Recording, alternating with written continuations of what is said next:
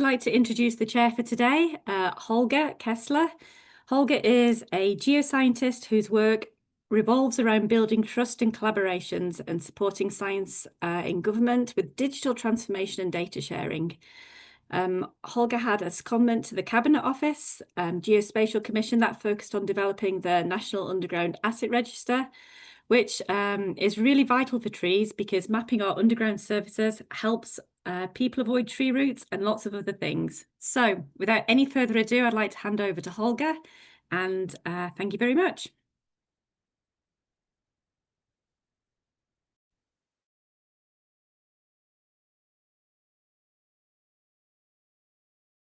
It's one of my favorite groups of people. So I just unmuted. You might want to start again. Oh, sorry, I was on mute on Carsten, who's sat next to me. So yeah, thanks everyone for inviting me and for the introductions.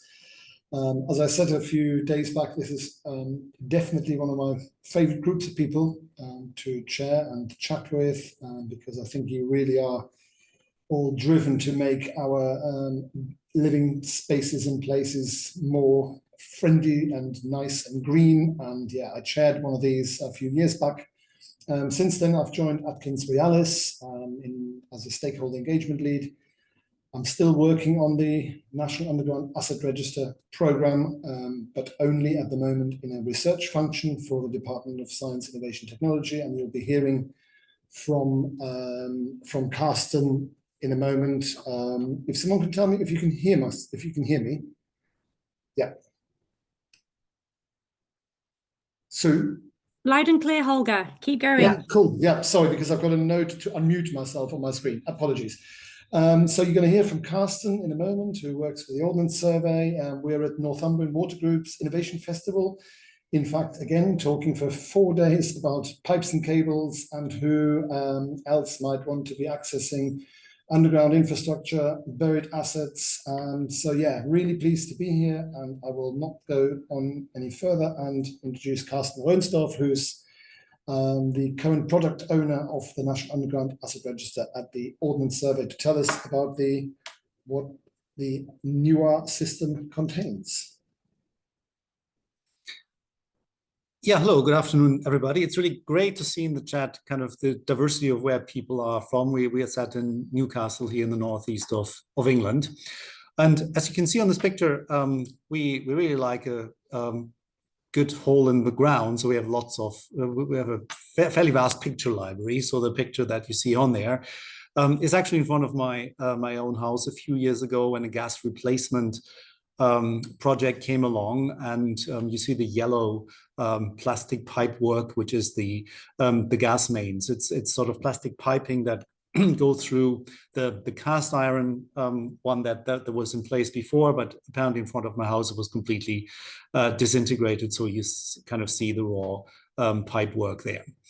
So the presentation is today. The introduction is about the question, well, where are all the assets? And I'm going to talk about an initiative by the government, the Government Digital Services Group out of the Department for Science, Innovation and Technology, who created over the last few years a repository of underground assets in England, Wales and Northern Ireland called the National Underground Asset Register. So I will give an overview of this service, NUAR, that is now operated by my own organization, Ordnance Survey, the National Mapping Agency of Great Britain. And personally, I have a background in interoperability of geospatial data. So I will talk just a little bit about trees. I will introduce what NUAR is, tell you about the value proposition for NUAR as a service. I will touch on the data coverage, the integration, and I will describe what this acronym MUDI stands for at the time, and yeah, then basically touch on when can I have access, or the previous version of the slide was called sorry, you won't get access in brackets yet, but I thought this title was a little bit more neutral. So let's dive in and sort of from my perspective, when I was invited to give this talk, all of a sudden I took an interest in trees, and kind of wherever I went, I started to photograph trees. And you don't see much canopy on these pictures, because I was more interested where the trees and the root work actually interacts with, well, what you can see. In this case, the pavement, and we have another example of, well, quite impressive roots that are above the surface that mess a little bit with the pavement here. So I think I included this to say a lot of what happens underground is actually visible from above ground, which is I think a really interesting notion. But there are underground assets and underground services that are pretty much invisible if you walk down the streets. And from a utility operations perspective, you really only need to know where they are when something goes wrong. From the perspective of other use cases, kind of if you plan something in this area, or if you might want to do a site selection for putting something new in, you obviously need to know about them, not only when they misbehave, when something is wrong with them.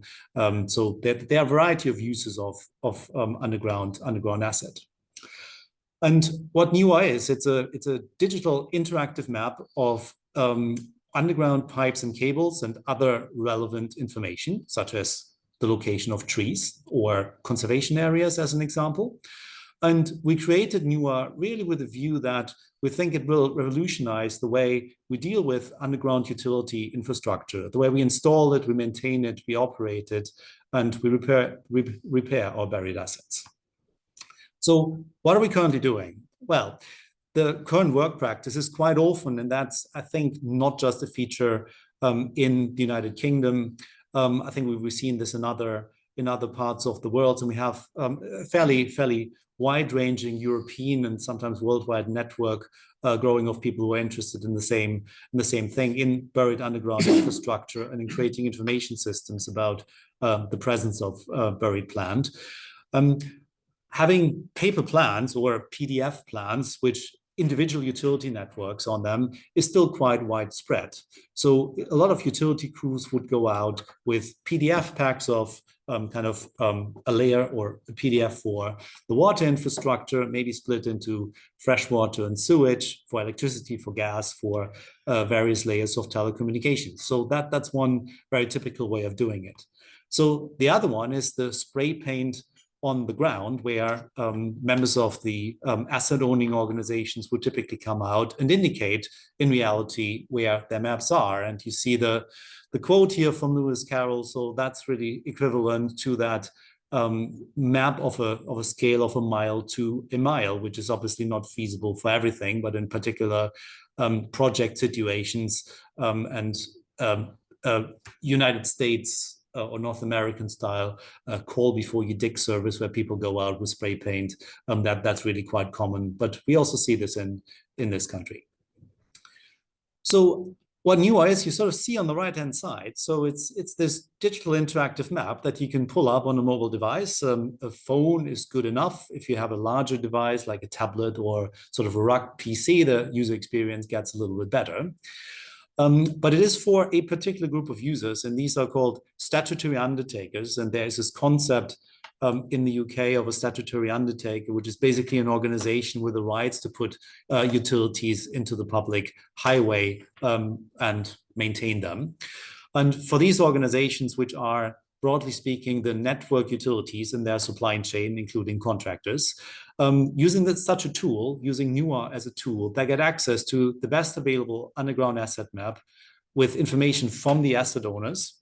So the most authoritative information we have in real time on a mobile device and every time they dig. And that will then support both a well-planned excavation as well as a safe excavation. So there's an important health and safety aspect to it. Talking about health and safety, there is guidance or, there's the Health and Safety Executive who issued pretty much mandatory guidance on safe excavations. NUAR is not compromising this at all. This absolutely stays in place. It's a better information resource that goes into the decision making that will typically happen with the engineers on the ground when they do their excavations. And what's really interesting about the scalability of this is that this question, what's underneath my feet because I would like to dig a hole, is asked in the UK about 4 million times every single year. So it's a really brief and small interaction to say, show me what's recorded to be underneath my feet. But this question is asked a lot of times by a lot of different people around the country. So to give you a scale, an idea of the scale, so there's an estimate that across the UK, there are about 4 million kilometers of buried pipes and cables. We know that there are roughly 4 million holes dug every year, in excess of 60,000 accidental strikes. These are all approximate numbers. We know that there are about 600 to 700 organizations, both in the private and the public sector, owning and operating underground utilities. And there is a legal requirement to provide information about assets to relevant parties, which is enshrined in legislations such as the New Street Works Act in England and equivalent legislation in the other countries of the UK. So I provided another screenshot here. So this is what you would typically see when you lodge a query to NUAR. So you need to define an area of interest, and then you get the different utility networks color-coded. There's a legend, which I'm not showing on this slide.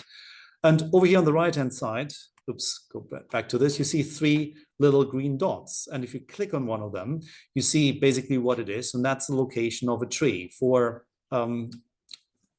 data confidentiality purposes, I've blended out and redacted the data provider and their contact details. So this is information that typically comes from local authorities, where they provide us information about, well, the trees they manage and they know about. So definitely in the case of when there's a tree preservation order in place, this would as a minimum be recorded by a local authority, and that information also feeds into NUAR.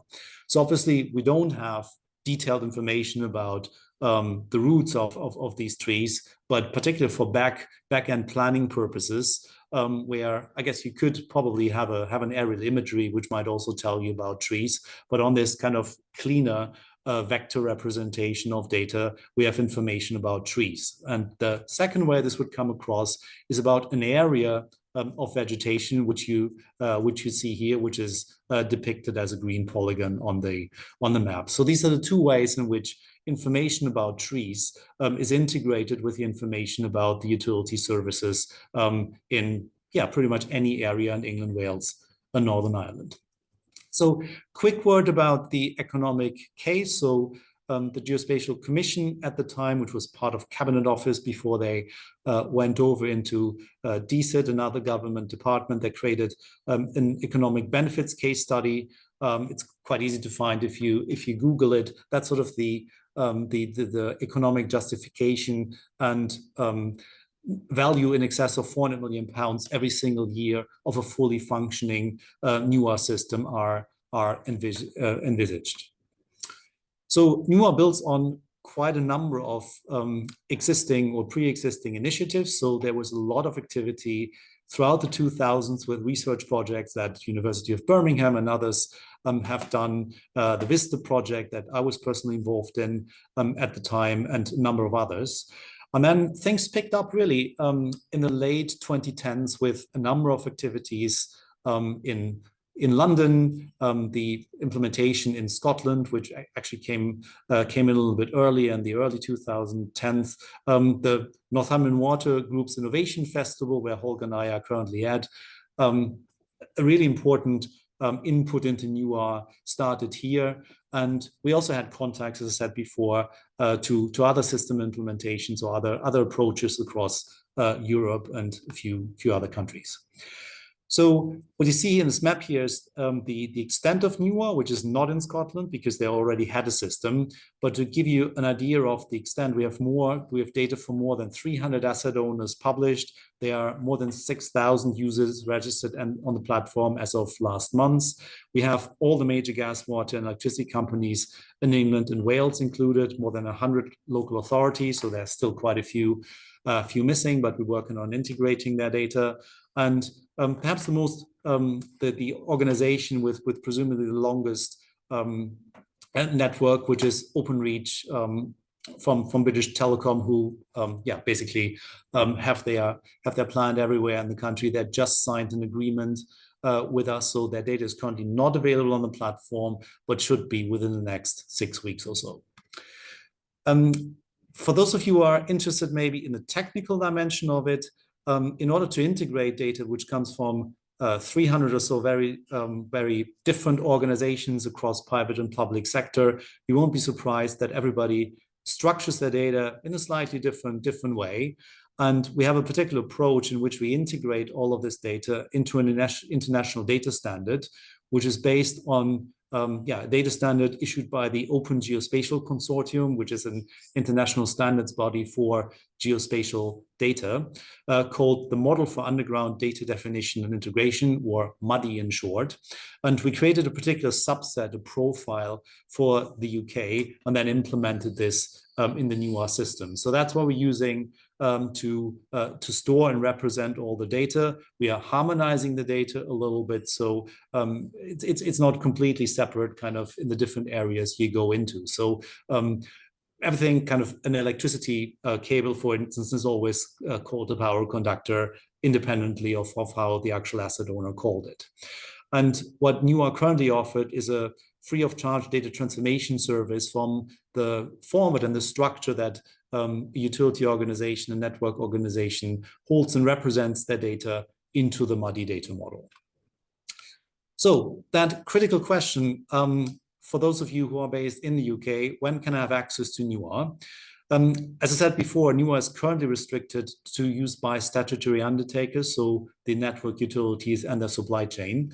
But one of the things we're testing here at the Northumberland Water Innovation Festival is industries and public sector appetite to perhaps widen these use cases to other users of the data.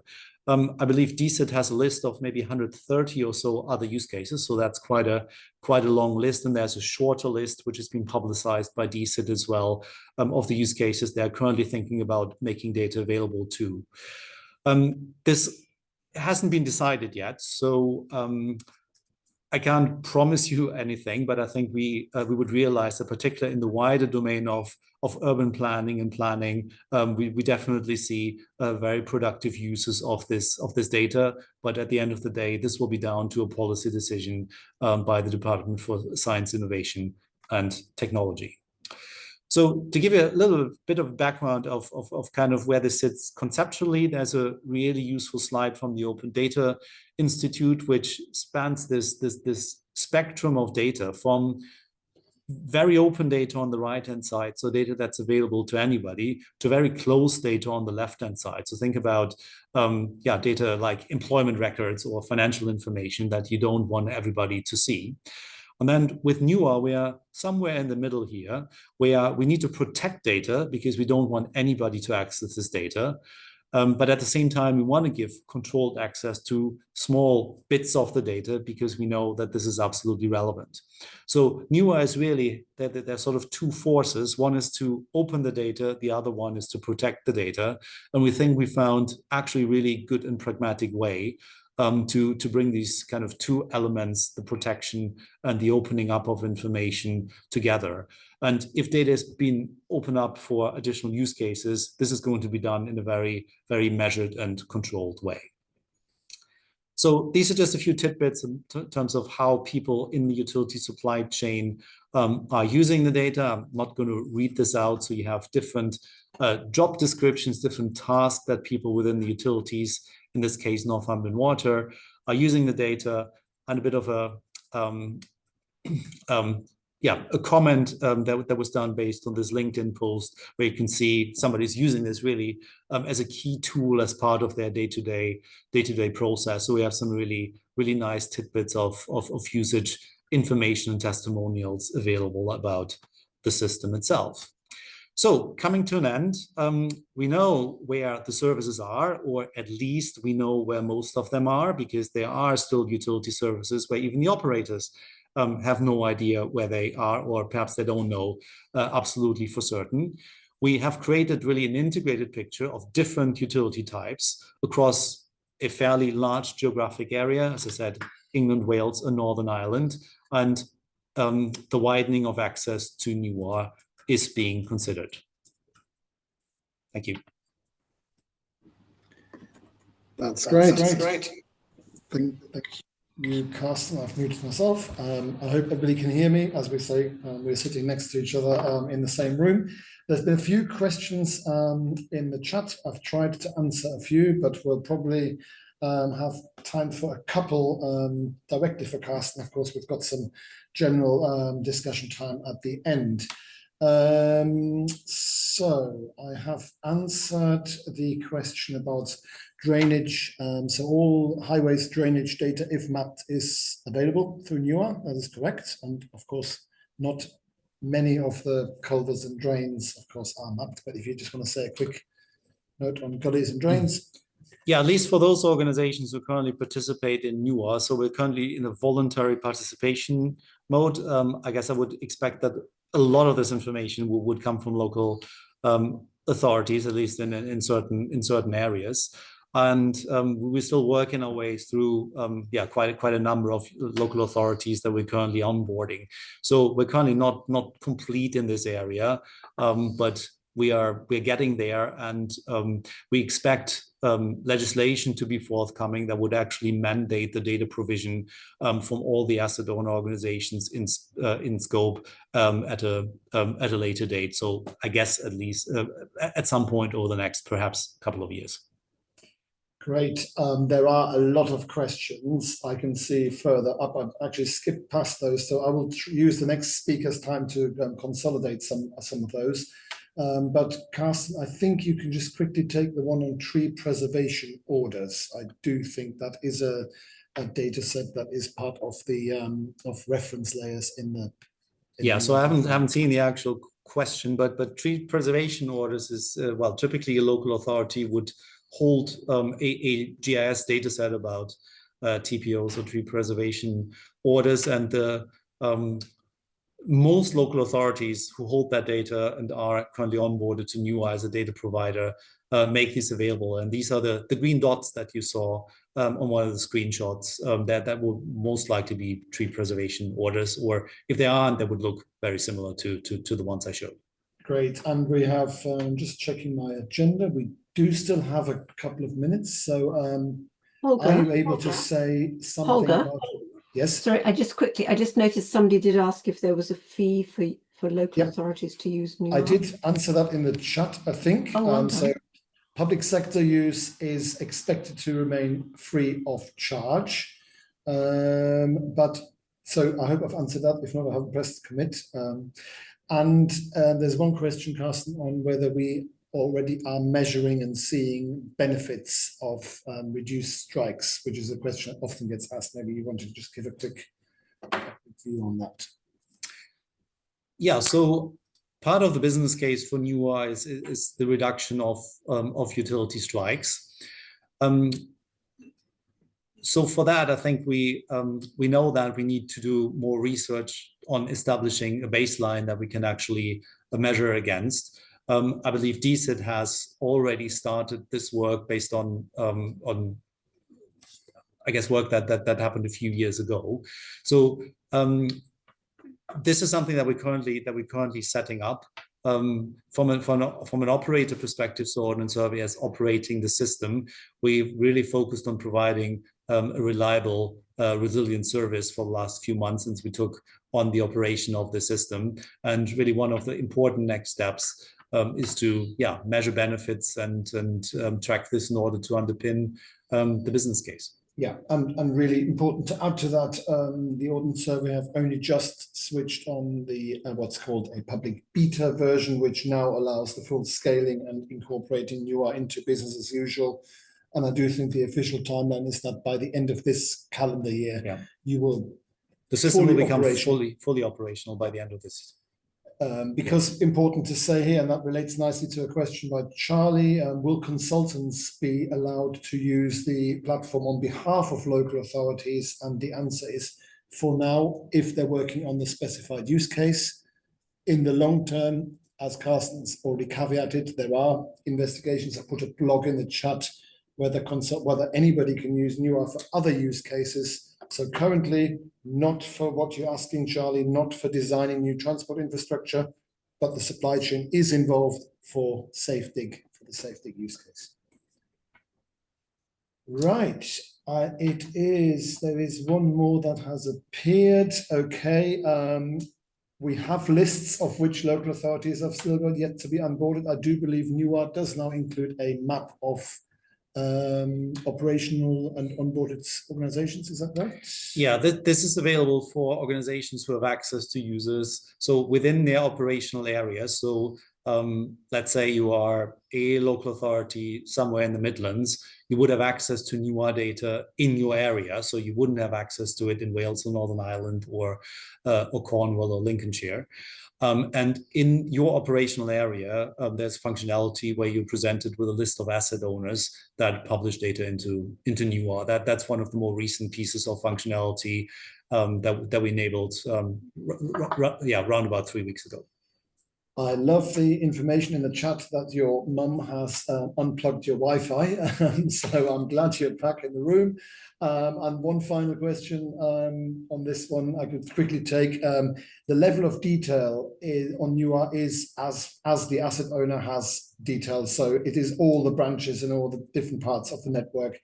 As we know with freshwater supply, for example, not all house connections are shown on asset owner maps and databases, and NUAR won't display them either. But if the asset owner does have the information, it will be shown on the National Underground Asset Register. So thanks, Carsten, for now. We'll be back with you when we do a little bit of a panel discussion. So take a quick time to read through some of the other interesting questions. Great. So I now have the pleasure to introduce Jake Tibbetts and Alex Roebuck from the City of London Corporation. You are involved in the city gardens and you are in the city's trees. I hope you are there. I can't see your view yet.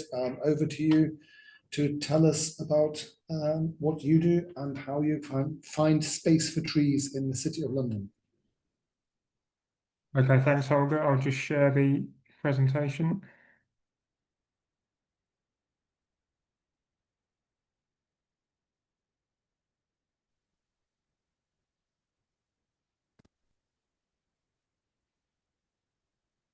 Okay, hopefully that's visible okay. Looks good. Great, thank you. Okay, well, yeah, good afternoon, everyone. My name's Alex Roebuck, so I'm a tree officer in the City Gardens team at the City of London. We're going to be talking about this challenge of finding space for trees in congested urban environments. I'm going to be focusing mostly on some of the street tree planting that we've been doing in the last couple of planting seasons, some of the challenges we've had with that, and some of the methods of working that we've been looking at and developing to meet those challenges. So just to set the context of where we are, we're based in the square mile, so more or less in the centre of London. This is one of the, well, it is the UK's oldest local authority area and also the financial district of London, so very much a business district. We don't have that many residents compared to other local authority areas, about 8,500. But we do have about several hundred thousand people will come into the city each day to go to work, and it will receive many millions of visitors over the course of the year to see the various sites and attractions throughout the city. So it's a heavily urbanised area and at times also a very densely populated one. So in terms of the land use in the city, this is one of the factors that really determines to the largest extent the amount of trees we can plant. There's really two things going on in terms of land use in the city. So the first is the quite relentless pace of modern development, which results in about 85% of the land in the city being in developed use. We can see in the aerial photograph, it's a very built up place, heavily urban, lots of tall buildings, lots of concrete. So all of this modern development brings with it all the associated infrastructure as well. So all the utilities, sewers, drains, transport, communications, all of that ends up in the ground and is competing for the same space that trees are competing for as well. So the other half of the story is the historical and archaeological component of the city. It dates back to the Roman period, so there's lots of history there. We've got the example here of St Dunstan's in the east, which is a medieval church. In just a square mile, we've also got 28 conservation areas, 48 scheduled ancient monuments, a network of Victorian pipe subways, lots of protected views. So whilst these things are really nice to have and make for a very interesting setting, they also bring with them a range of considerations and constraints when it comes to planting trees. So in amongst all of that, we also have the existing urban forest of the city. So we have about 1,700 trees that city gardens look after throughout the square mile. We can see them on the map here. They're split into 4 geographical quadrant areas for the purposes of inspections and maintenance. We have good tree species diversity, which we're keen to continue and improve upon. We have about more than 200 species of tree across 75 genera. So our role is to protect and maintain these existing trees, as well as look for new opportunities to plant trees wherever that is possible and appropriate. So in the last few years, there's been a real drive across the organisation and in the city to plant more trees at a sort of strategic and policy-driven level. And this is mostly around themes about climate resilience. So one of the main programmes of work that we've been involved with to do with tree planting most recently is the Cool Streets and Greening programme. So this programme of work is designed to deliver on the city's climate action strategy to essentially ensure that the city is livable and climate resilient going into the future. And if we look at the urban greening hierarchy that this programme has used, we can see that street trees are considered to be one of the most desirable components of urban greening that we can install. And I think we're all well aware of the benefits and regulating services that trees bring to urban areas when it comes to managing stormwater, regulating temperatures and improving the microclimates. So our task, the objectives we were set with, were essentially to go out and find as many new tree planting locations throughout the city, particularly in highways, to try out new species, to try out new methods of planting, to boost overall climate resilience in the city. So one really important precursor for the Cool Streets and Greening projects was another project called the Cubic Mile. So this was a year-long process. It was a joint venture between the British Geological Survey and between the City of London. And it was essentially a mapping exercise to try and understand all the subsurface constraints. It had 5 key focus areas, various environmental resilience measures that wanted to be implemented. And it was well understood that the main blocker to implementing these measures was going to be the congested nature of the subsurface in the city. So I think the image shows the kind of constraints we're dealing with. So this pulled together lots of different information sets and data sources to compile one really comprehensive sort of understanding of what was going on below ground to help us focus our efforts when we're delivering these measures, including urban greening and tree planting. So using this information from the Cubic Mile really formed the basis of our tree planting investigation process. So it started off with a really thorough desktop review. This was quite a collaborative process involving highways engineers, people from the environmental resilience team and other people in the organisation.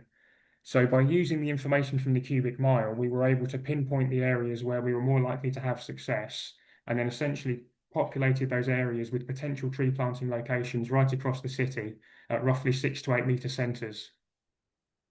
So luckily, because we're working in quite a small geographical area, it's only a square mile, we were actually able to go out and spend quite a lot of time on site, ground truthing all this information, filling in some of the gaps that the Cubic Mile left, and recording really detailed information for each tree planting location. So not only where it was successful and could be put forward for planting, but also where it wasn't possible, we were able to record the reasons why. So over time, built up quite a good picture of the opportunities and constraints right across the city when it came to tree planting. One of the things that the Cubic Mile didn't give us always was the up-to-date utility company information. This wasn't always necessarily forthcoming. So whenever we were looking to plant a tree, it was always essential for us to still go ahead and do ground penetrating radar surveys to look for any additional utilities.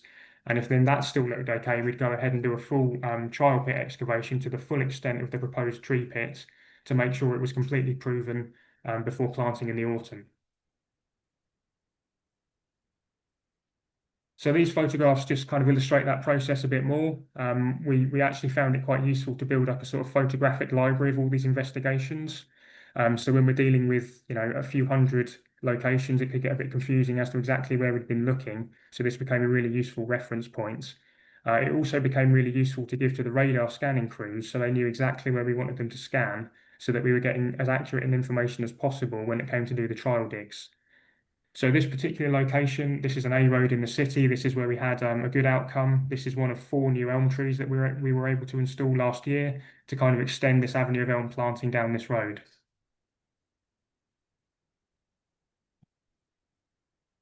So looking at some of the numbers over the last 3 planting seasons, I think we can see that the numbers tell us how challenging it's been.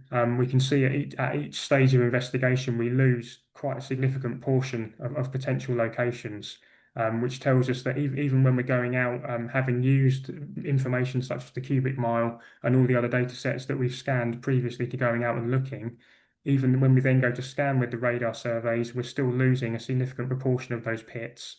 And then when we're doing the trial digs, we're losing a similar proportion again. So this tells us we're finding things that simply aren't known about a lot of the time. And it's also raising the question of, are we nearly at capacity? And I think realistically, the answer is probably yes. So we're starting to think about other measures of how we can keep getting trees in the highway, which might involve other ideas such as build outs or other things like that.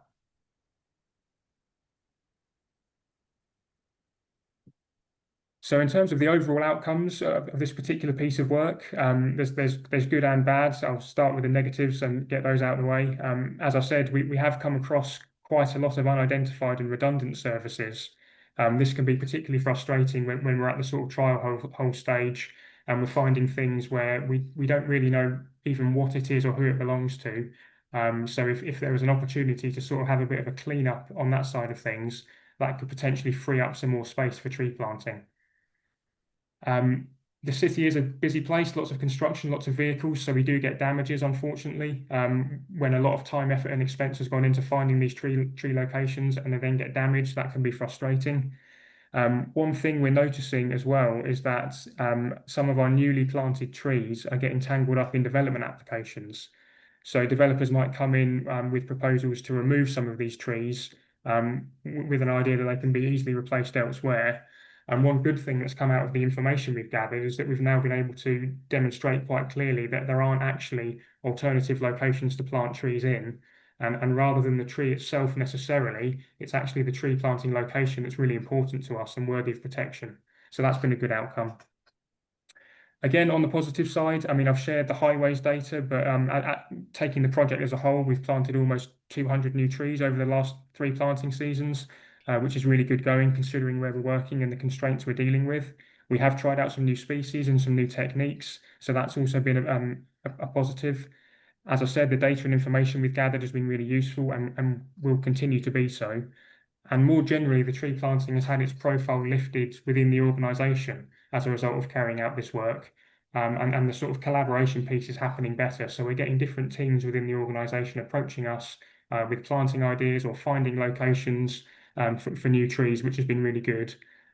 So I'll just end on this visualisation, which is what we hope King William Street will look like within a couple of years. As a result of this work we've been doing, we'll be able to install hopefully up to a dozen new trees in King William Street, which is the first new avenue of trees in the city for 15 years this autumn. So that's enough on street tree planting. I'll hand over to Jake.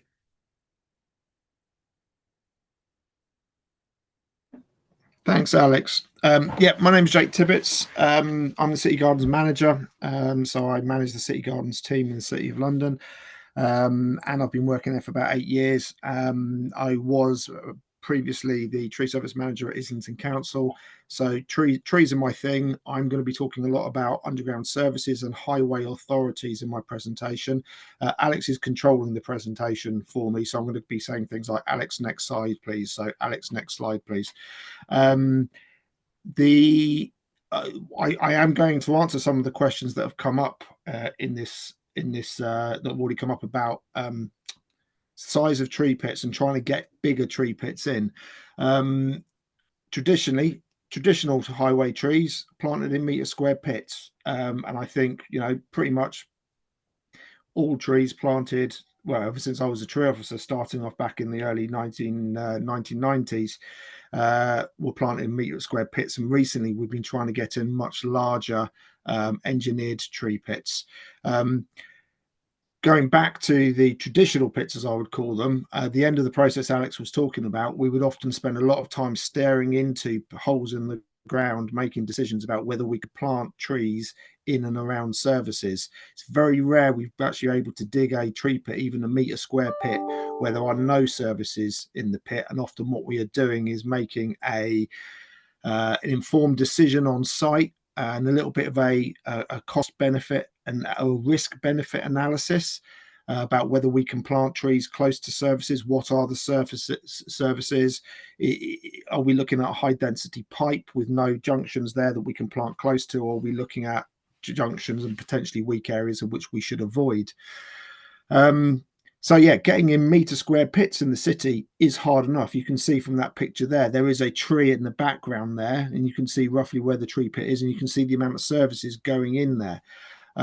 So the challenge of trying to construct larger engineered pits is much more difficult. But we have a number of schemes, a number of opportunities where we are looking now at putting in large engineered tree pits.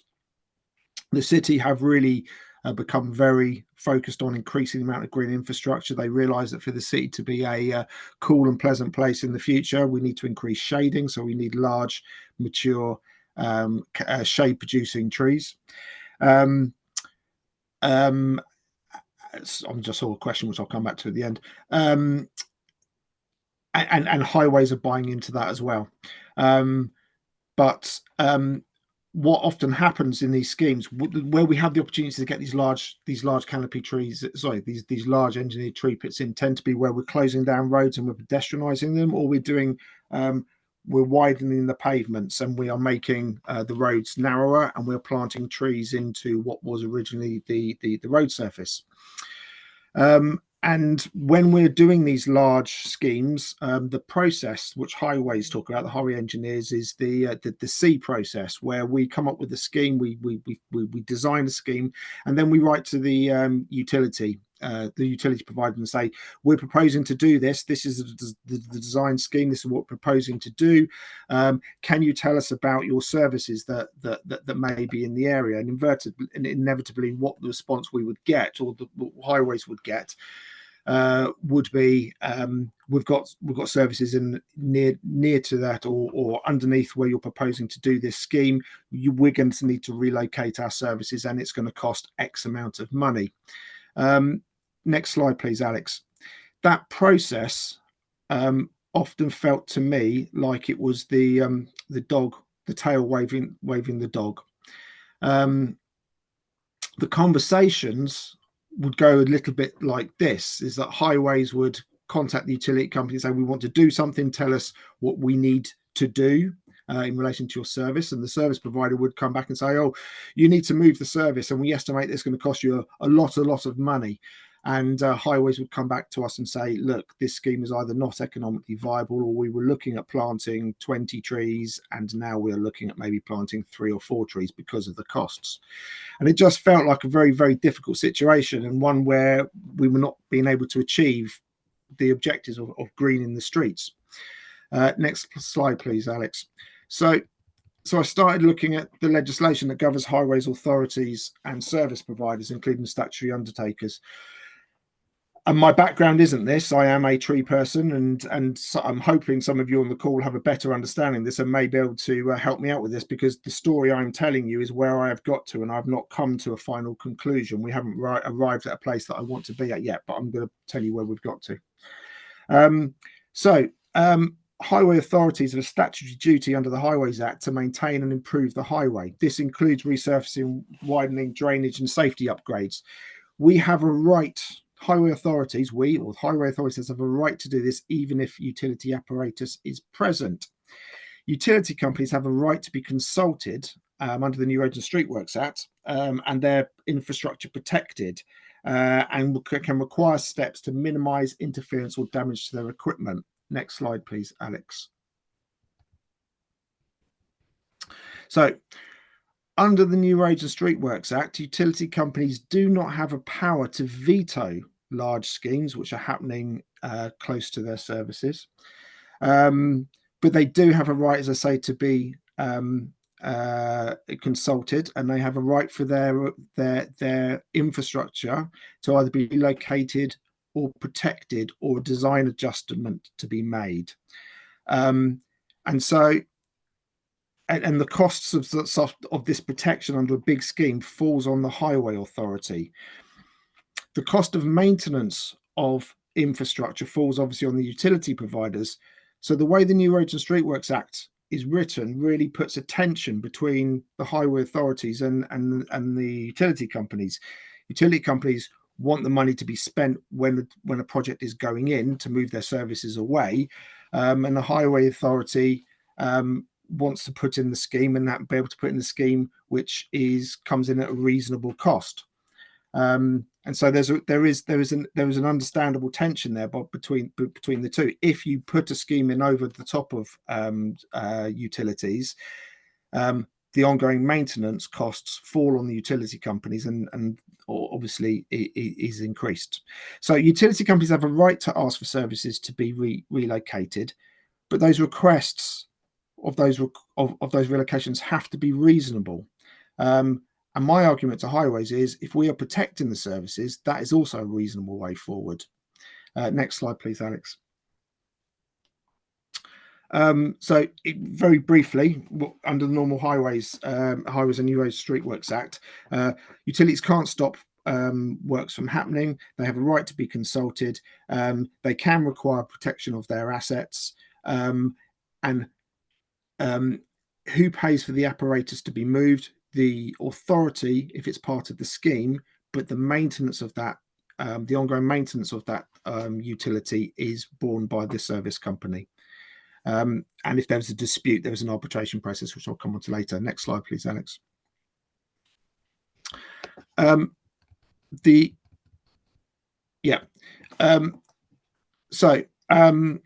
Special engineering sites of special engineering difficulties. This is very interesting. This is where local authorities or network providers can place a site of special engineering difficulty, which is saying to utility companies, we have to do something here, like put in a rail viaduct or a large bridge, a piece of infrastructure, and your services are going to be affected.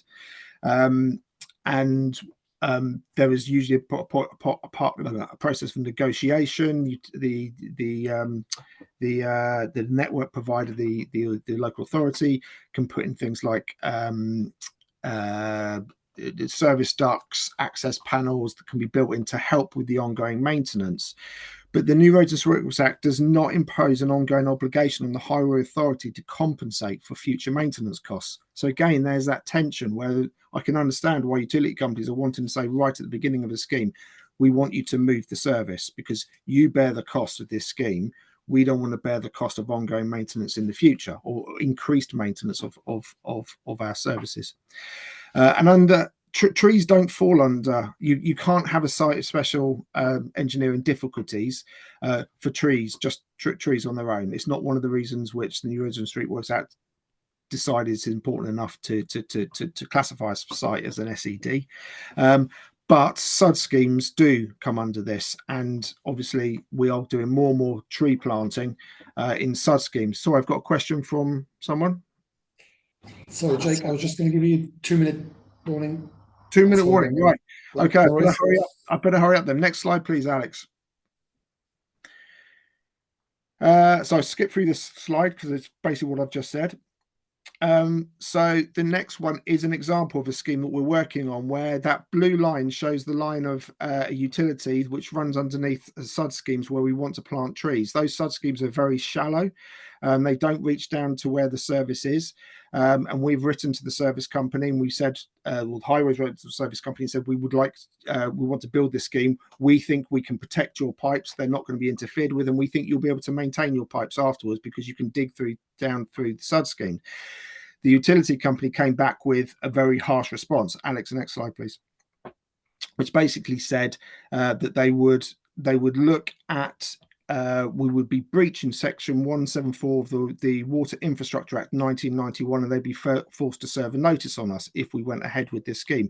And we would be expected to pay for the relocation of that service, which would cost, they were estimating, £2 million.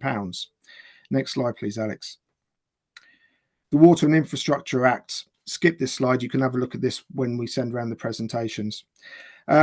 There is a thing about commuted sums. We can negotiate commuted sums with service companies to say that in the future, if it's going to cost you more money, even though there is no obligation to do this, this is something that we're looking into, where we can negotiate a commuted sum that we pay to the service company to say, because it's going to cost you more to maintain in the future, we will give you more money to maintain this structure in the future.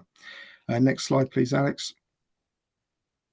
Arbitration. So I was wondering, when things went to arbitration, when they couldn't agree between the service providers and the utility companies, what did the arbitrators, what side of the fence did the arbitrators fall down onto?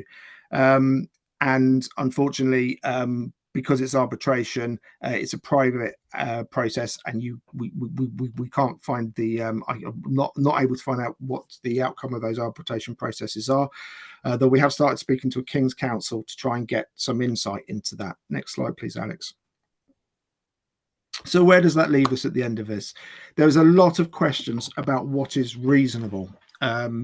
Is it reasonable to ask for services to be moved when they can be protected? And this is what I keep going back for. If we can protect a service, why do we need to move it? And it seems to be coming back to that initial tension between the service companies and the local authorities about who pays for those additional costs in the future. So early engagement, early negotiation, and thinking about commuted sums could be a way to resolve this. Is it reasonable for a local authority to just do what they want to do and accept increased risk in the future that claims could be taken out against them, which is an interesting point, which we're speaking to our lawyers about and getting a legal response on that. And is it reasonable to pay commuted sums on a service which may never be accessed for the next 20, 30 years? Bottom line, is it reasonable not to green our streets due to utilities? I think is the most reasonable question at the end of all of that. And one point of just a point for anyone out there who is doing big schemes, I think it really pays to dig trial holes early before going to the utility company to establish exactly where those services are, so that you don't push up the predicted costs in the C process when you write to them to say how much is in the cost for us to protect or to move your service. Sorry, that was a rather rushed presentation, but yeah, hopefully you've got some time for some questions. Yep, thank you. Thanks, Jake. That was indeed very useful and informative. I hope in the future we can come to a more collaborative and aligned approach rather than talking about legal action and too much conflict here. But if I may, I will move some of the questions. You have got some questions in the chat. You can answer some of those, post them in the chat, and we'll move the questions to the panel time at the end, because I'd like to stay on time roughly. And I'm going to welcome Greg into the room, Senior Landscape Architect at Arup, who will talk about another aspect of the challenge, integrating trees, SuDS, and utilities for surface management. So over to you, Greg. Hi, everyone.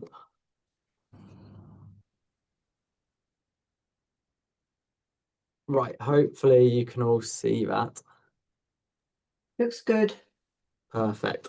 That's very pertinent, actually, what Jake's just been talking about, because I think I'm going to pick up that thread a little bit and discuss the experiences that we've had, certainly I've had within Arup on a few of the projects that we've worked on.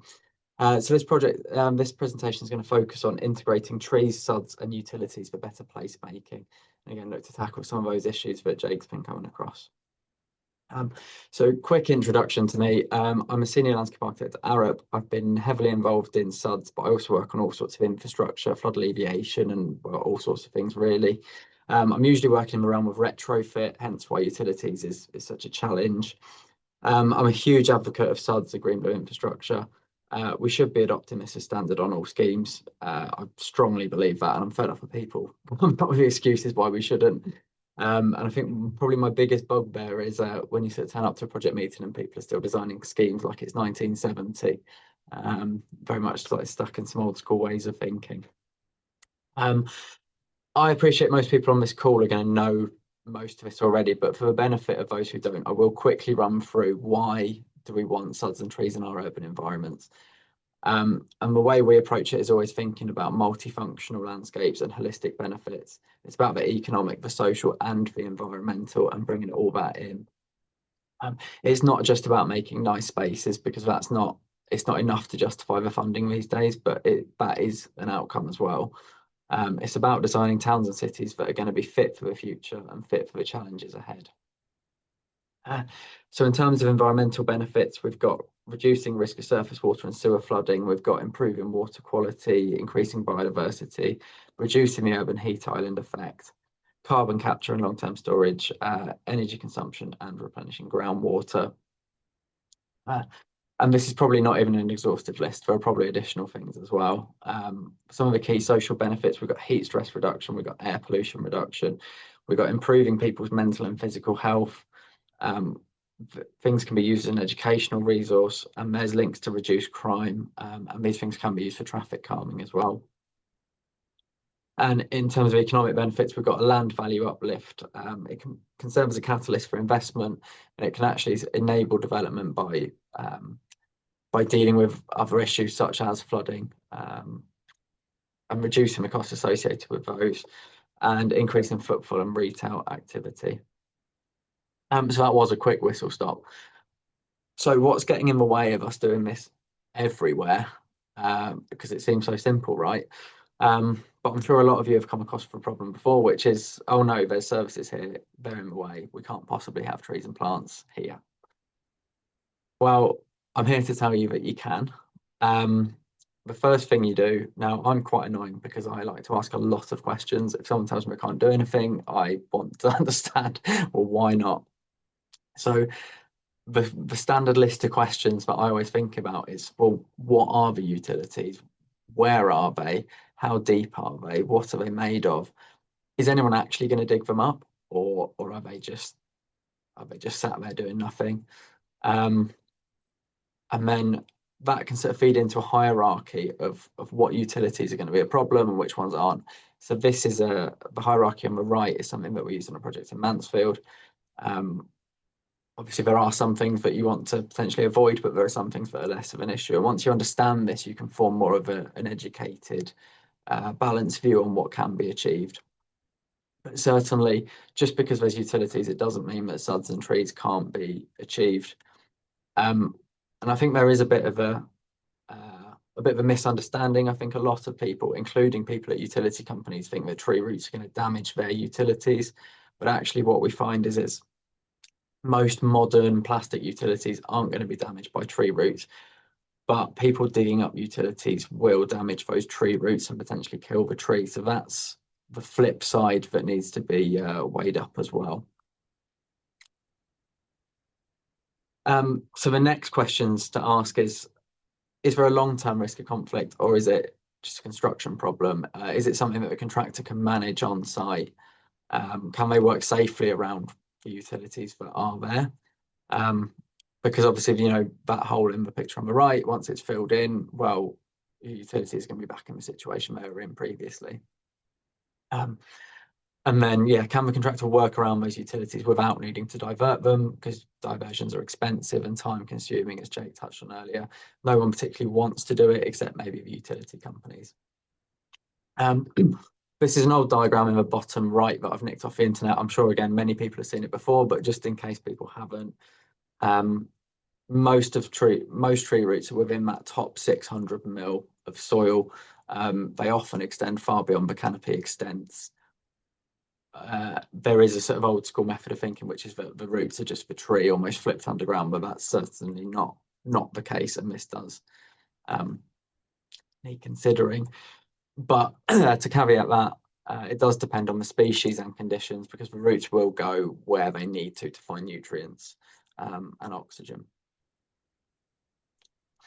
So after you've asked all those series of questions, it's time to get creative and think like a designer. I think we're all probably, well, all the designers on this call are probably guilty, like I am, of working in plan a lot.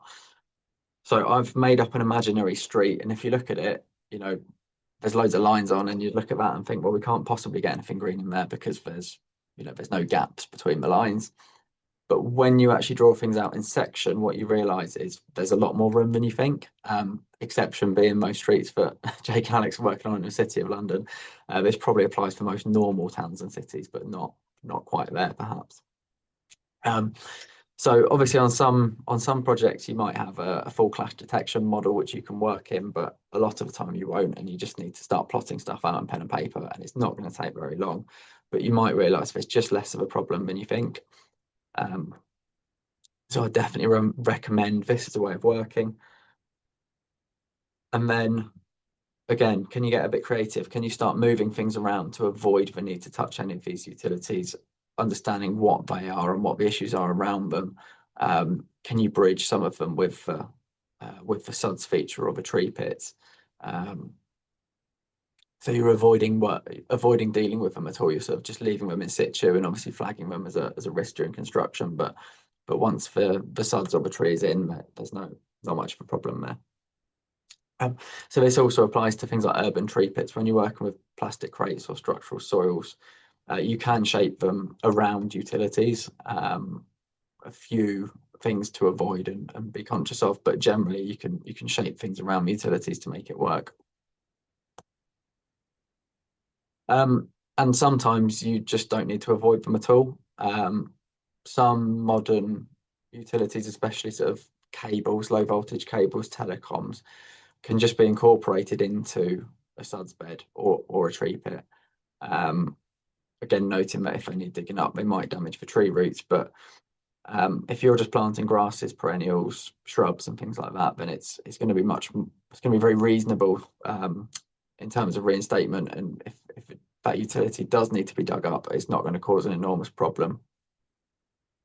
So that is something that needs sort of communicating to the utility company. If you are going to incorporate utilities within a SuDS bed, for example, you need to be clear on giving guidance on how are they going to reinstate that, because you might end up in a situation where something that did work perfectly before no longer works because some of those layers have been disrupted. So I'm just going to introduce a case study now. Adam, the next speaker, is going to talk about Mansfield in more detail, but I'm just going to share a couple of examples of how we dealt with things and some of the lessons we learned from Mansfield. So a lot of our initial designs were based on utility records, which we found to be quite inaccurate, and we ended up making quite a lot of changes to the designs, a detailed design. So what we did is we started to do a lot of ground truthing in the early stages, looking for actually on site where the utility covers are, where are the scars and the sort of tarmac reinstatement, where's that, and is that tallying with what's shown on the records? Because that would allow us to sort of formulate a better understanding of where things are in the street without that GPR survey. Ultimately, as we went through the project, we tried to get that GPR survey earlier and earlier in the process because it was really helping us to avoid abortive work and actually understand where things were. But even then, the GPR survey isn't always accurate, and we were finding things on site that weren't where we thought they were, and things that the survey hadn't picked up. So the GPR was good, but it's not perfect. So we do think that overall you sort of have to assume that, especially in town centres and heavily built up areas, you are going to come across something.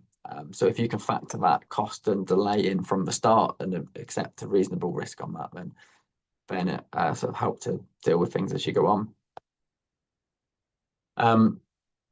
So another thing we found is that the utilities we were coming across, again, GPR survey is often missing and records is often missing the depth. And we were finding things were a lot shallower than we thought they were going to be, especially in grass verges. Things like telecoms were sometimes only about 100, 150 mil deep, which was quite a problem. But one of the things that we did on Mansfield is introduce these avoidance principles that you can see on the right-hand side. So this is just some sort of detailed principles of if you find something on site, well, here's some methods you can use to avoid it and rework the design around it. And they were successful and allowed for a bit of necessary tweaking on site. The other thing we did is engage with utility companies early in the process to discuss protection details. So we had these protection details agreed with all the utility providers, which meant that, Adam might correct me in his presentation, I don't think we diverted a single utility in the whole project, and we installed over 300 SuDS interventions. So many of them, in fact, almost all of them would have had utilities running through them, and it was about being creative about how we protected them through the intervention. But overall, it was about taking a balanced and proportionate approach. If we had a big HV cable or several utilities, running in tight space through somewhere, then we would try and just avoid that space and move on to one that was going to be safer and more achievable. Unfortunately, not as pretty pictures on this scheme, but another case study I wanted to share with you, which is where we're able to get trees into the landscape despite the rules sort of telling us that we shouldn't be able to. So this is A63 Castle Street in Hull. It's been on site for the last 4 years or so, maybe even 5 years. It was designed probably originally about 10 years ago. So it's been around for a long, long time. The original planning design had a certain number of trees on it that needed to be achieved, but then, and I must admit, I don't know quite how this came about, but then a sewer diversion was required. So that white dashed line on the right-hand side is where there's a brand new sewer under all those trees. So Yorkshire Water generally won't adopt a sewer underneath a tree. Their guidelines below, they won't adopt anything unless it's at least 5 meters away from a proposed planting and at least 3 meters from an existing tree. Why that makes sense to them, I don't quite understand. But what we did is we engaged with Yorkshire Water to ask those questions again. How deep is the sewer? What's it made of? How likely is it that they're ever going to need to dig it up? And they said, well, if we dig it up, it's going to be such a big problem that a few trees are going to be the least of our worries. So what we did is come up with a solution that we thought they'd be happy with. Once we drew it out in a section. 1 minute remaining. Thanks, Carsten. Yeah. So once we drew it out in a section, we realised that there actually wasn't much of a problem at all. We thought it was highly unlikely the tree roots would actually interact with this sewer, but Yorkshire Water were keen to have something between the two to protect them. So we introduced the idea of just having a root barrier horizontally at the base of the tree pit, just as a belt and braces safety measure. And this was accepted, and this allowed us to get, well, we would have ended up losing about 20 trees in the urban environment and having a huge problem with planning. So this solved that problem. So yeah, when you go back to that diagram, it's about considering, well, what is the actual problem and coming up with a solution to fix it. Now, I will finish off with this picture because this one always makes me laugh. This is in Sheffield, and I think about 33% of the city's electricity supply runs through that planting in massive banks of HV cables. So when people say, oh, you can't have SuDS and utilities, well, I think this picture proves that you can. So thanks for your time. I think I've got about 10 seconds left. Is great, thanks for that. Yes, we have left some time for some questions. If you want to have a look in the chat, Greg, thanks for that great last picture. That makes me happy indeed. Are conduits installed using trenches? Trench technology where trees that need to be conserved are involved. Follow me. Sorry, can you repeat that one? I wonder whether it means trenchless technology.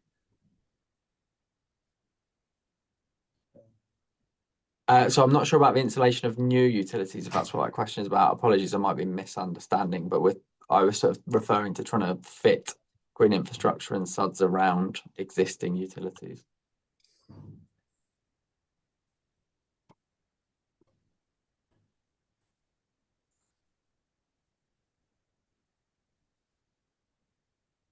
Okay, if there's nothing left, Greg, you might want to have a look through the chat upwards, and we're going to switch, as you've already mentioned.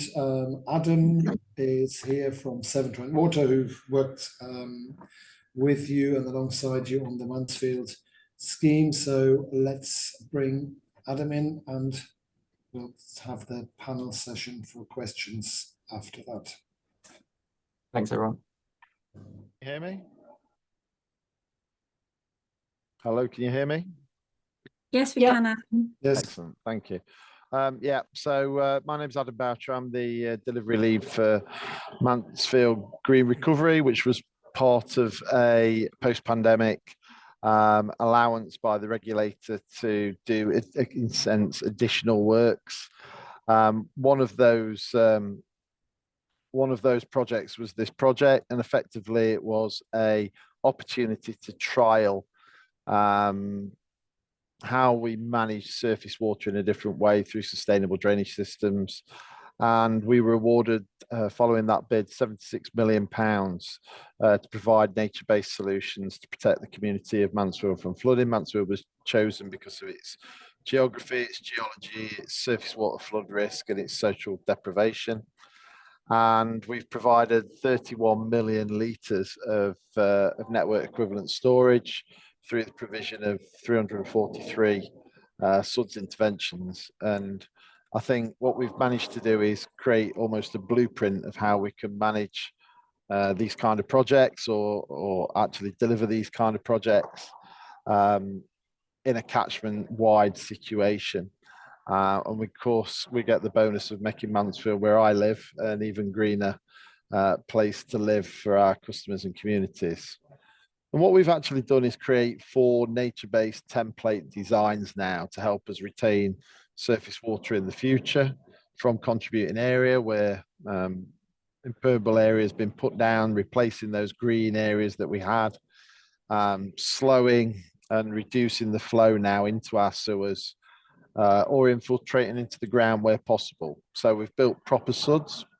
So water is effectively running through the SuDS from top to bottom. So we are feeding it in from the top, off the hard surface, through the freeboard planting layer, through the mulch layer, through the growing medium, through a filter layer. So by the time we are presenting water to the storage layer, that is completely and utterly clean.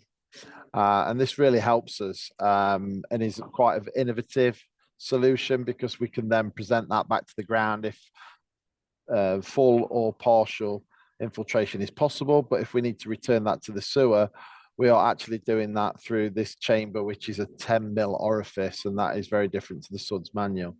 So the bioswale, the verge rain garden, the street rain garden are all fitted with that 10 mil orifice, so it's retaining water into the intervention itself. The detention basin is a little bit different. That's not. That's where we're peeling already separated systems off that we're dropping into the foul combined sewer, that we can then remove from the foul combined sewer and store above ground in that way. And as Greg alluded to, I think, we'll talk a little bit around utilities, but partnership and collaboration really was the key to the delivery of this project. The collective success of it is really down to the support of our partners, Mansfield District Council and Nottinghamshire County Council. And that was another reason why we chose Mansfield, because of the strength of those existing relationships and the knowledge within those organisations as well. They've been fundamental to delivering at pace. We've done this all in a 3-year period, from a standing start, a blank piece of paper, and our partnership with MDC provided, even in 2024, 1.8 hectares of public open space for SuDS intervention construction alone. In 2024, we've turned that green space into a multifunctional area, providing wider biodiversity and amenity benefit, as well as the flood alleviation benefit. They've also brought dual benefit, because we've had dual schemes. So in the top right-hand corner, you'll see a partnership scheme where Mansfield District Council had approached the levelling up and had obtained some funding for a green space. So this was a former car park that used to be the old indoor market that they'd knocked down some years ago. And with Arup's help and Nottinghamshire County Council, Mansfield Council, we've created a fully functional 3-storey cascading rain garden that actually stores over 115,000 litres from the neighbouring bus station that was dropping into the Fowl combined sewer. Nottinghamshire County Council has approved over 150 intervention designs within the public adoptable highway in 2024, as well as undertaking this kind of 3-stage road safety audit process for every intervention. The project has developed a process really for working in the highway with regards to design approval, road safety consideration by the Highway Authority, in addition to the matrix for the protection and incorporation of existing utilities that Greg alluded to. And I would just confirm we've not diverted one service on this scheme. And effectively, the message that we've given utilities is that under that Hawke guidance and those rights to protect, we did a very, we took our matrix and did a legal review against that and agreed what we're going to include within the growing medium layer and provide protection versus what we'll avoid as deemed as high risk. And our legal are happy that that has satisfied that assessment of what we need to do for a protection point of view. And effectively, we then communicated to the other utilities that they didn't need to worry because all we were doing was removing the tarmac and reinstating the verge, in effect. So I think sometimes you can get a little bit bogged down by the legalities, and I'll be very surprised if any water company would challenge a SuDS scheme when over the next 5 years they should be building their own SuDS off the back of the learning we've got from Mansfield. So some other risks around this: hydrogeological risk, obviously, if we're putting water into the ground, and then tree protection, environmental risk assessment, you know, working within the guidelines, which limits the opportunity areas, but also staying out of those prohibited and protected zones that Greg spoke about. So just some shots of different interventions. So these are the bioswales. I call these almost like a golf bunker with a grave in the bottom of the storage layer. Very easy for us to turn hard standing car parking area around tenant properties like this into these little dish depressions, big storage layer, freeboard for those bigger events and extreme events, controlled by gullies at high level, which then cascade back into the sewer if required. We're also laying an instant turf onto this. So this is a meadow turf, which is through our partners Green Estates Pictorial Meadows, which gives an instant finish. I think that's been another issue for sustainable drainage systems. You know, if we're seeding and expecting it to take, this meadow turf gives an instant finish that blooms within a number of weeks. You're not waiting months and years for it to establish. So we've got 143 of these, over 14.7 million litres of additional network storage on our critical storm event. Just some shots of the larger bioswales next to A roads, B roads, taking highway drainage off the combined system, and then in an estate where you've got these little areas of green space where, again, you can create easily turning gullies into these little head walls and the storage layer and freeboard areas. Some more examples. This is a nice example of using the big wide radius kind of junctions that we've got in some of our 40s, 50s estates that are green spaces again, and turning those into nice bioswale sustainable drainage, capturing highway drainage, intercepting it from the sewer network. Detention basins, these are really an efficient solution, and we've built 12 of these, over 12 million litres of surface water disconnected from the sewerage network, or providing flood alleviation risk on surface water elements. So subject to land availability, buildability, topography, being able to transfer that surface water into them. This is the only intervention that required planning permission. Everything else has been done on permitted development, and satisfying the flood route risk change and control, how you're controlling that. Then, you know, subject to ecology, BNG, is infiltration viable? These are really something that water companies can start to use in a better way. And sites like this was an old allotment that was overgrown. We've worked with Mansfield District Council on partnership here again, providing a basin for the surface water estate that's next to the allotment that was dropping into a foul combined sewer upstream of an overflow. So on this particular scheme, we think we will limit and reduce frequency and magnitude of storm overflow spill. But where the compound was to construct the basin, we've now returned that to fill community allotments, and they are being used. Streetscape stuff, a little bit more difficult in the fact that, you know, get it in the right location here. You can see a B road where we've kicked the centre line over, created a street rain garden in a flood location, collecting all the surface water. Really effective solution.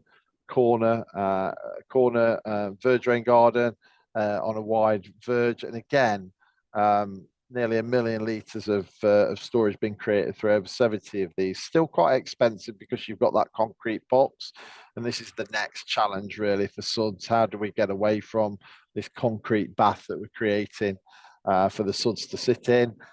Can we come up with more innovative ways of supporting the highway?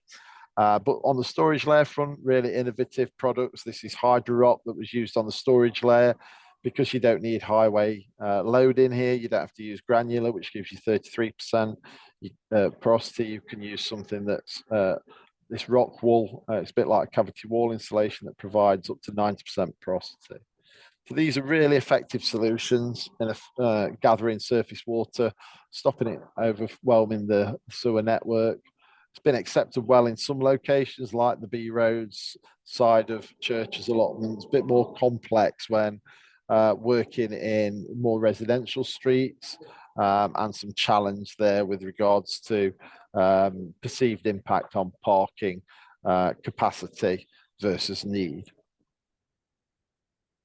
So ownership wise, we did some permanent paving as well within the project, but all the green interventions for the first time are capitalized as drainage systems, because we can intercept others' water, i.e. surface water from the highway under this Act, Section 114A of the Water Industry Act.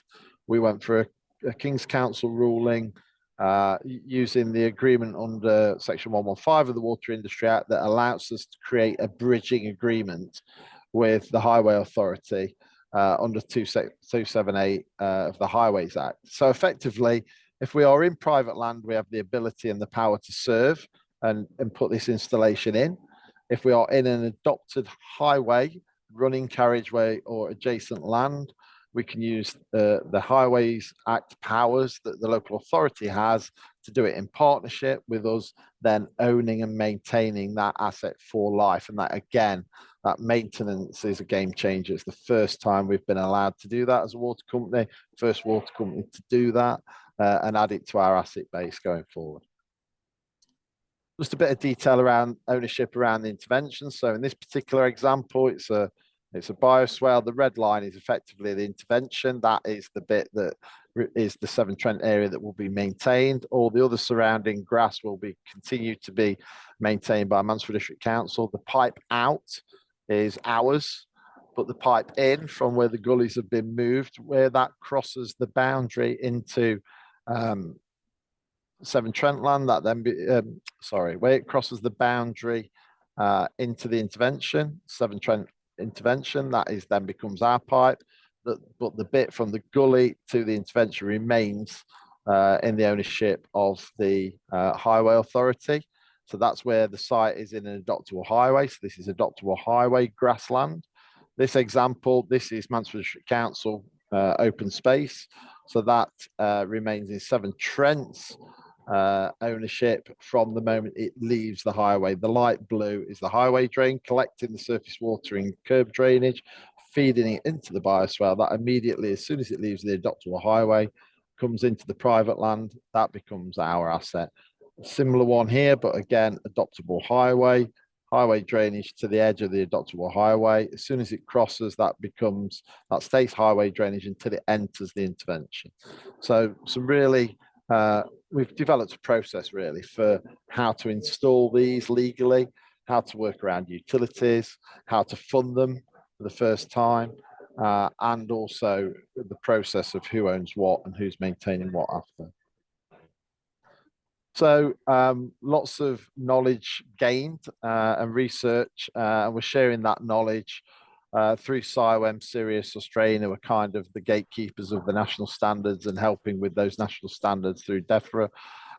We've got University of Sheffield looking and helping us on the long-term monitoring, and as well as things like how do we even drill the control plate with the 10mm orifice to make sure it operates as a control and not as a pipe and gives us the best kind of hydraulic performance. We've captured the flooding benefits in an FDGIA application to the Environment Agency to make a contribution towards the project. We're also working in partnership with Nottingham University to understand social benefits, health and wellbeing benefits, of which under the SIRIA BEST tool, this has provided 14.5 million of health and wellbeing benefit, in addition to the 4.5 hectares of biodiversity net gain that we've provided, obviously through the amenity and the planting. So really a key objective of Mansfield Green Recovery was to trial a range of different intervention types in order to understand the cost, benefits, deliverability of each. We've got a couple of minutes left. Yeah, I'm nearly finished, and effectively share that with the wider industry, but also be in a position that we understand how to actually execute projects of this scale and execute them as a water company, taking the lead with partners who are not necessarily cash rich, but are rich in other ways. So Mansfield District Council, 4.5 hectares of land provided on this project. Nottinghamshire County Council able to set up the agreements with regards to the highway approval process. So we're hoping to lift and shift this forward into our national, into our WINET programme, so our Water Infrastructure Environmental National Programme, where we will be investing over 2.6 million pounds over the next 5 years into reducing storm overflows to ensure that river health is good. We're not the reason that rivers aren't achieving good status, and also 1.5 billion of that will go towards reducing the frequency and magnitude of storm overflows. So I hope you found that interesting. If you have any questions, I'll be happy to take them. Yeah, super. I'm absolutely delighted Alan, to hear all that. I'm sure everybody else is. I've been to the sites myself on a quick tour, and I drive through Mansfield regularly. So wonderful. We are going to very soon go into the panel, but there are a couple of direct questions for you, Adam. And one of the obvious one, what was the response of the people of Mansfield to some of the schemes or all of the schemes? Just a quick one on the. Yeah, mixed. Definitely mixed. So I think we've got people at either end of the scale, those that are writing to us, congratulating us and thanking us for brightening up the place, and even some really emotive stuff, from a homeless community, would you believe, with regards to being stopped in the street myself and thanked for providing a space that somebody is enjoying who's in a desperate situation. So being compared to Hitler, Pol Pot, and Stalin in one particular street as the biggest dictator. So I think you've got different elements, and different people. But we had 35,000 kind of leaflets and letters go out on this project. We did 11 specific customer drop-in events, visited 80 streets with frequently kind of asked questions around how was that intervention going to affect the people that were outside and opposite. And I think the lesson learned was it was the wider people that were upset about some of the installations, not necessarily outside their property, but within the area of their street, and this perceived loss of parking. And one of the reasons we're doing this scheme is because we've effectively paved over everything to facilitate the parking, whether that's on front gardens, or whether that is removing verges and green space to provide parking bays. So this is kind of like, it's part of that argument around how do we explain why we are doing this work better. So we have 55 complaints throughout the whole of the project. Well, it's not bad for 343 sites and the amount of traffic lights that we had up undertaking this work. So we're relatively pleased, and we can take some of that learning and share it on a customer point of view. Superb. Thanks for that. I'll leave you, Adam, to have a quick look in the chat. Yeah, There's a couple of technical questions you might want to answer by typing, and I would like to have everybody who's presented, if all the speakers can put their cameras on. And we now have a period. I hope, Sue, you've also probably, Emma, been looking at the chat. I think we've answered a lot of questions in real time. So if anybody would like to put their hand up and unmute themselves or come on camera to ask the panel a question directly, or keep populating the chat. And whilst we wait, I will just fill in with, we've just been looking live. Next to me, Car's been looking at the National Underground Asset Register in Mansfield, as he has access to the system, and the SuDS scheme is not yet on the platform, but I just wanted to make sure everybody knows that everything Adam has shown there, the pipes off the, as in the chat, lots of questions. If the pipes mapped by Mansfield Council, it will be on the platform, and then the SuDS scheme itself, the outlet, and then the pipe off Severn Trent at the Severn Trent assets should also and can also be incorporated in the NUAR platform. Yeah, Naomi, do you want to come unmute and? Yes, hi. Thanks very much, everyone, for all the presentations. I wanted to come back to my question about the incorporation of much more tree-related information in what is being offered to the people that will be working with and installing and retrofitting and all of that utilities. And that there has been no mention of the inclusion of Tree Radar, which is a GPR-based software that enables the mapping of existing trees' roots, which is essential if utility work is going to not damage existing trees' roots. As we saw in some of the visuals, one visual showed roots were already damaged. There was another visual from in the NUAR slides that showed intervention within the buttress area of an existing tree. And if there is going to be a viable tree presence in proximity to utilities, you need this mapping software to be part of what is informing the people who are doing this work. So I'll leave it there, and I hope somebody will address this. Yes, so I can first of all say, Naomi, that I am not familiar with it particular, but it sounds like a subsurface scanning, some sort of technique that detects the root systems. On the NUAR platform, trees are currently only accommodated for as a point location and not there. Greg showed the potential diameter of the root system going well beyond the tree location. So currently, the National Underground Asset Register is concerned with the utility infrastructure and the tree locations. That is not to say that in future there couldn't be, for example, some sort of buffer, some sort of location, giving the tree root system its shape or size. But anybody else want to maybe talk about mapping of roots from the panel? Yeah, maybe I just go next. So Naomi, I typed in a quick answer to your question, but it might have been a little bit difficult to find in the stream of emails.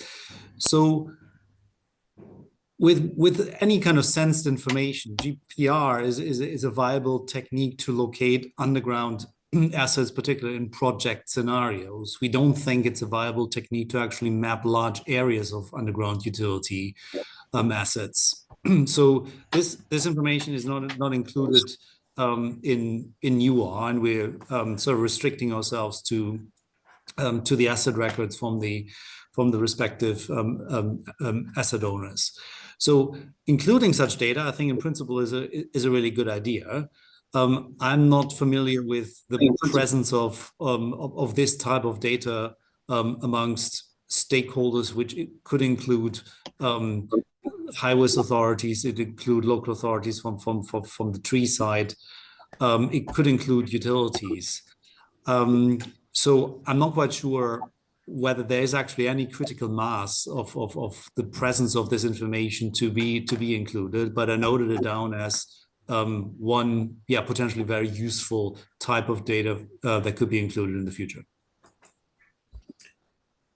Just to add to what Carsten said, I mean, I don't have an awful lot of experience with this tree radar, but we did actually get some tree radar surveys done for the A63 because the sewer was actually tunneled under some existing trees, and we wanted to make sure that we had sufficient clearance, and it was relatively expensive to procure for for a handful of trees, which is probably why at the moment there's just a lack of that data en masse.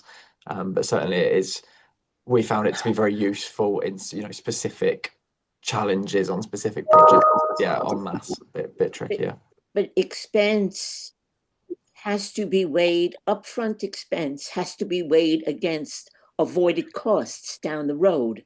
And if you have trees that are viable and worthy of protection and their roots are damaged, then you have undermined the structural integrity of the tree, which opens the door to root rot and premature decline, early death, and the increased probability of failure. So I agree with everything you're saying. However, I think with route radars, some of the problems with mapping services is that occasionally move. If we were to go out, just assume we went out and mapped every single location of every single root and every single significant tree and plotted them, within 2 years that information is out of date because tree roots grow. We have what I think would be better would be the mapping, the identification of the size of the trees, the diameter of the stem, and then a tree root protection zone that could be easily generated by that point data, size of the stem, tree root protection zone around that, to be showing where utilities need to think about other measures other than just mechanical digging. So I hear what you're saying. I think it's very important, but I don't think the use of route mapping data would be, because it would be out of date so quickly because tree roots grow. And to do it at a regional, citywide or national scale. So Sue, you're desperate to talk, and Caroline. Well, no, I was just going to say that while we're discussing all of this, before we go to Caroline, Colette had put a question: how accurate do we find these ground penetration radar results anyway? They are very accurate. I'm using them on several projects here in Switzerland. You can look at projects that have used them in the UK as well as elsewhere in the world. And the problem with urban trees is what is above ground in terms of size does not necessarily reflect what is underground and where that is. And so GPR technology gives us a non-invasive view of what is underground with trees that, because of their value, let's just consider that for ecosystem services, if for nothing else, they should not be damaged. Yeah, I think we're all agreed on that. Let's go to Caroline or Caroline. Thanks. I'm sorry, there's a bit of noise. Okay, hopefully. We can hear you well. Kids shouting outside.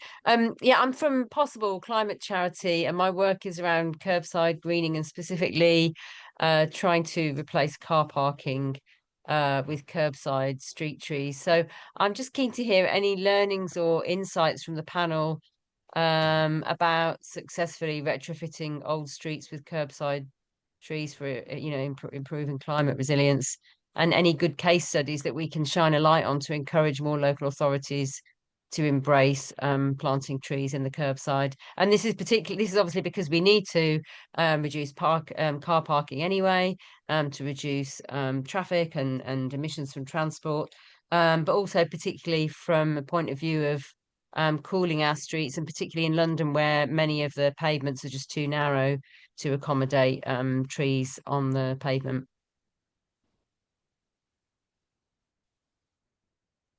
That's the end of my question. Yep, thank you. Anyone got a view on that? So I do believe there was also a question, Adam, whether in Mansfield there were no trees in any of the schemes. Was that deliberate, or is it just something that was easier to do?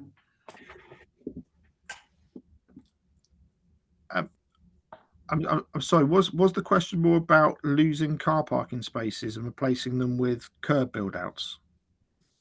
Yeah, so specifically any case studies or learnings around planting street trees in the curbside as opposed to on the footway? In the curbside, so you mean actually in the highway?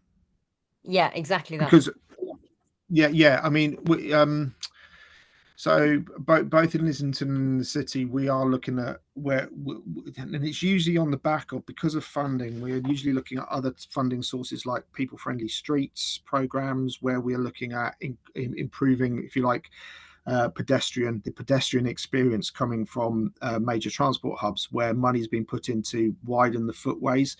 And in those cases, we are able to piggyback on the back of those and make a strong argument for trees, because no one's going to want to walk down those streets in 20 years time if it's so hot that it's unbearable, or even in a couple of days time. Often the resistance we get from the highway authority, I hate to say it, and parking, is that where we are losing car parking spaces which generate income, we have to build that into the ongoing financial projections, and how much that loss of that parking space is going to lose.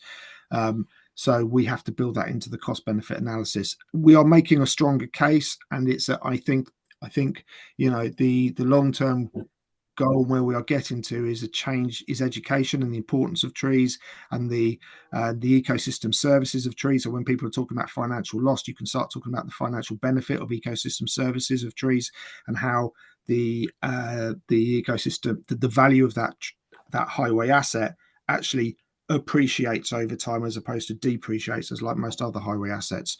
So I think when you're trying to convince people who make decisions, who are thinking about money, talk their language, talk about the financial benefits and ecosystem services of planting trees over a long period of time, and how you're going to increase the value of the highway by planting trees. That would be my advice. Thank you, answer. Jake. And Carolyn, you've got some chat in you've got an answer to look at case study from Malmö in Sweden. Dave's just posted there. So great answer. So Jake, to talk the language of the relevant department you're trying to convince to take out some space from. But back to sort of I can see a lot of hope in what Adam and was presenting from Mansfield, that we can come to aligned objectives between nature and people, and flood risk management. And yeah, cool. Anybody else want to put their hand up and chip in? Anything in the chat we haven't answered that someone would like to readdress? Hi, Holger. I was wondering if the issue of long-term maintenance and care of all these rain gardens, especially when it is much hotter, had been sufficiently addressed by the panel. A lot of street trees in Birmingham look very sad at the moment. It's tough. Yeah, we've obviously, Greg has selected and the team have selected drought resistant mix, and once they're established, then we're seeing those deal with the heat a lot better than those that have only just been planted over the winter, autumn and winter last year, where they're struggling. So the turf, we allowed for a 10% loss in our planting and turf throughout the project, and we've probably got about, out of the 343, about 280 agree. We've got about 60 that are quite distressed at the moment, and we're using water that we would run to waste from our borehole sites to water them. So we're not using potable water, we're using water that is obviously not currently in the supply, which is local, being transported, and to give the turf every chance that needs to be established. But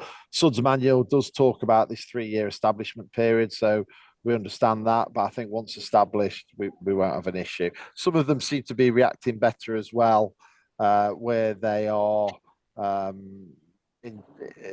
fully infiltrating, and compared to some of those that were lined because of their location. Greg, I don't know if there's anything to add. Yeah, just to add, I mean, I guess not so much around the trees, but the projects in Sheffield City Centre that have been established for 10 years or so, you know, you could go down at any point this year where it's not rained for weeks and weeks and may look absolutely fab. And that's all down to plant selection and also soil selection. It's an incredibly drought tolerant set of plants. It's, you know, mostly things of Mediterranean origin with some other sort of species of other origins, but also just that tolerate the drought and the wet. And that's something that's been built up as a knowledge base over years of, well, academic research with the University of Sheffield, but also trial and error, you know, going back to these sites and seeing what things are doing well and what things aren't. So yeah, it's definitely something that we're getting pretty good at. And on the maintenance side as well, I mean, none of this ever gets watered. But on the maintenance side, it's just getting one cut and collect a year. So it looks amazing throughout the year, and it's very, very low maintenance. So again, that's another potential, I think, argument that people like to use about we can't maintain it, but actually it's, yeah, proportionately, it's very, very achievable. I think that's another game changer for water authorities, in the fact that we can select the turf or select the plants, and it is a, you know, the streetscape stuff is a one cut in January, February, and the turf is a one cut in kind of November, December. It's enabled us to set our establishment and maintenance contract up really structured and easily, and isn't a big burden. And the local authorities like it because they're getting a tidy product in the winter and a long bloom from kind of March through to November in the spring and summer. Great, and some nice comments in the chat supporting sort of Jake's points about making a business case for trees to be growing assets. I quite like that chat. There's a few more questions there in the chat, but let's just do Bill, please, and then Sue. Sue had a hand up a long time before I did. You go first, sorry, Bill. You go first. No, you go first. Yeah. You're a Right, guest. Adam, we attended the the wonderful Syria Mansfield information exchange day a couple of months ago, and you mentioned, I put it in the chat, and I don't know if you've responded. Okay. About the design guide that's come out of the work that you've done and the intention to make that available. So first question is that anywhere, or when do you anticipate that being available? And then the second question picks up on a number of points that I think Jake and Greg have made about services. In particular, Greg mentioned the very familiar thing of services being too high, you know, like within 150 mil of the surface. In a situation like that, bearing in mind what Jake was saying about which party is responsible for any changes, if they've positioned services not in accordance with NGO guidance, should they be then paying for them to be removed, to be made deeper? Or is there a case you can put to them to suggest they ought?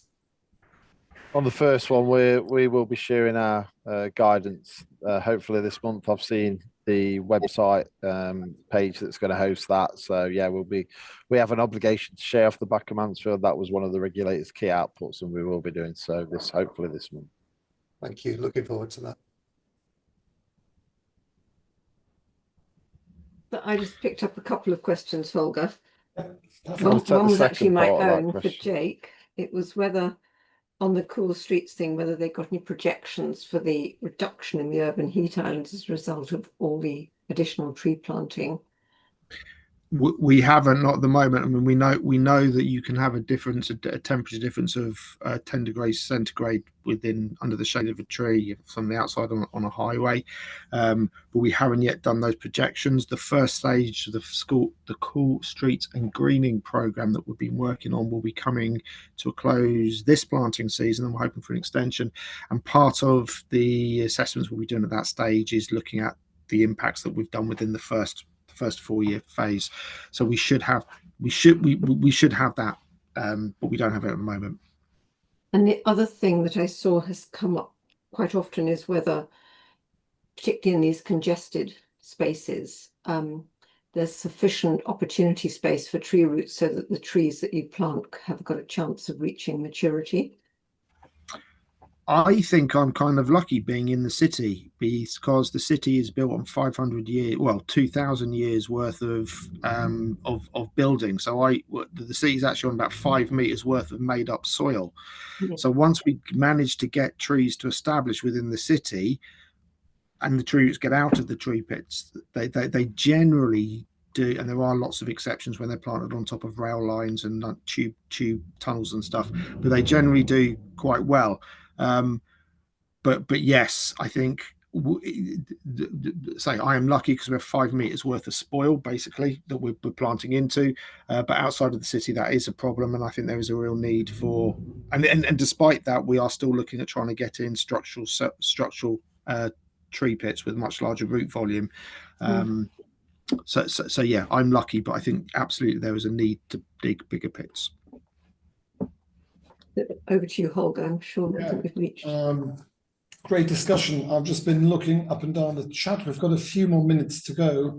I was just going to say that I've posted a bit further up. There is the national standards for sustainable drainage systems was released for England a week ago or two, which is an interesting document, and that does actually reference the need to register SuDS installations with the local lead flood authority, which I think is quite an interesting link. I've just been chatting to Carsten, how that might then also link that register of drainage assets, how that might link to the National Underground Asset Register. And I was also just going to quickly mention that the government department relevant for NUAR, as Carsten referred to earlier, which is the Department for Science, Innovation and Technology, will be consulting in the future on the secondary legislation to do with NUAR, which is going to highly likely impact the new Road and Street Works Act. And I encourage everyone,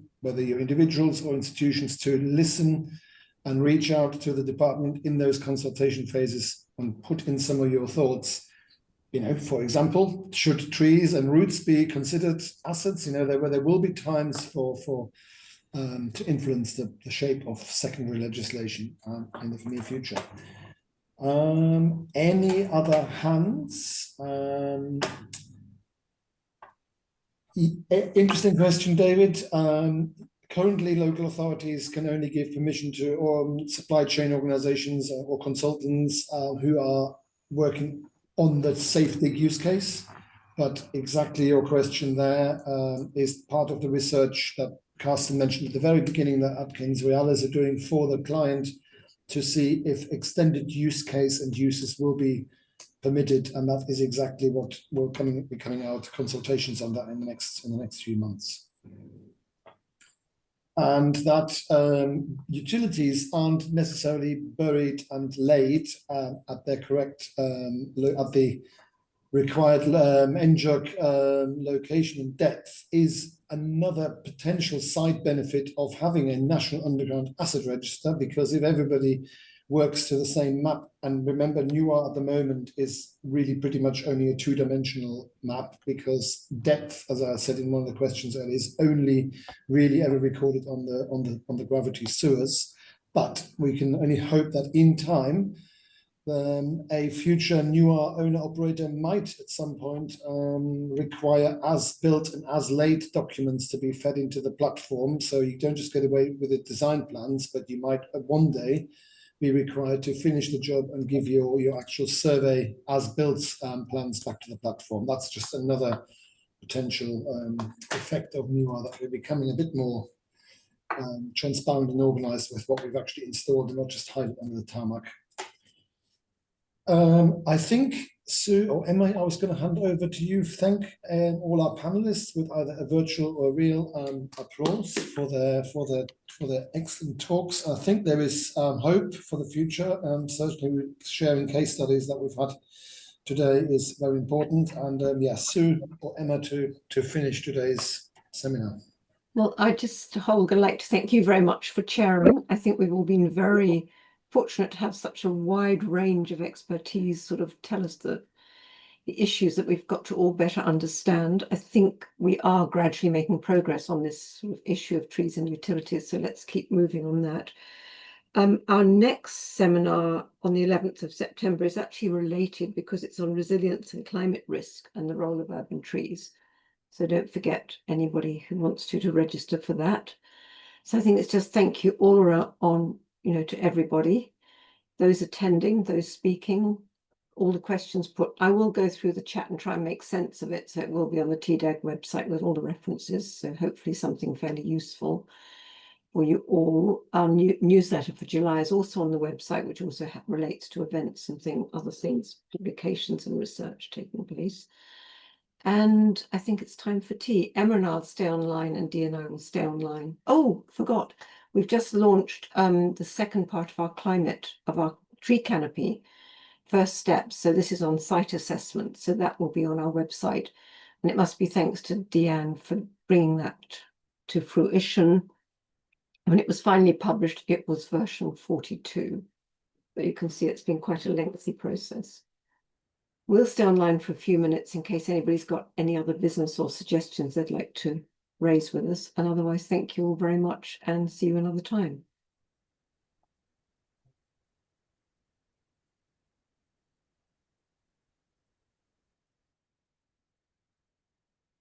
Dee, do you want to stop recording?